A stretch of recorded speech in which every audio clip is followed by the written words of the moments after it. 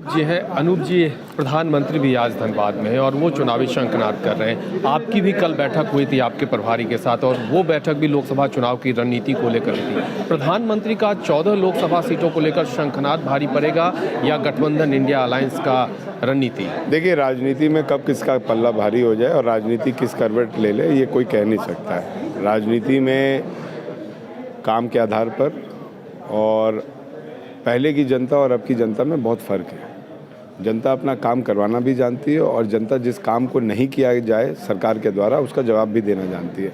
निश्चित तौर पर जैसा हिंदुस्तान का माहौल है, आप सिर्फ धर्म के नाम पर लोगों को एक तरफ अट्रैक्ट नहीं कर सकते।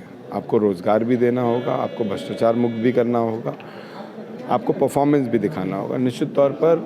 और जहाँ तक झारखंड की बात आती है, झारखंड ने हमेशा धर्म से ऊपर उठकर लोगों की जनभावनाओं को देखते हुए मतदान केंद्र में मतदाता ने अपना मतदान किया है। मैं समझता हूँ आने वाले चुनाव में जिस तरीके से इंडिया अलायंस एकजुट है और अगर वो किसी पॉजिटिव वे में किसी चीज़ को ले रहे हैं कि हमारे इस काम से हमें को फ़ायदा होगा, तो उन्होंने एक बहुत गलत काम भी किया है। उन्होंने इस राज्य के सबसे बड़े हितैषी और सबसे बड़े आदिवासी परिवार के बेटे को जेल भेजने का काम भी किया।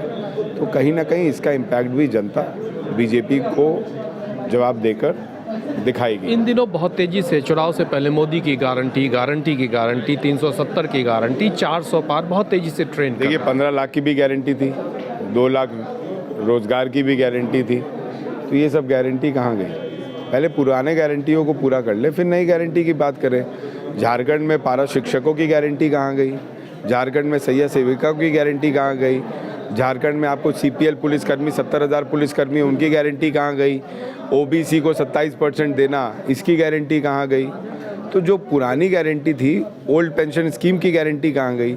जो पुरानी गारंटी थी जिनको इन्होंने पूरा नहीं किया, उस गारंटी की तो बात करें, तब नई गारंटी का जुमला देंगे। चुनाव से पहले जिस तरह से चाहे कांग्रेस के या बाकी दल के लोग बीजेपी में शामिल हो, तो ये साइकोलॉजिकली भी एक प्रेशर तो दिखेगा विरोधियों पे। देखिए, बीजेपी बोलती है कांग्रेस मुक्त, और बीजेपी अपने ही एमपी एमएलए का चुनाव कांग्रेस के द्वारा जो नेता पैदा किए गए उनको लाके कर रही है।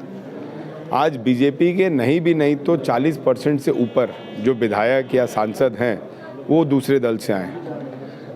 तो भय, पैसा, द्वेष की राजनीति कर वो दूसरे विधायकों को, दूसरे सांसद को अपने पार्टी में तो ला सकते हैं, लेकिन अपना कैडर बेस नहीं बना सकते।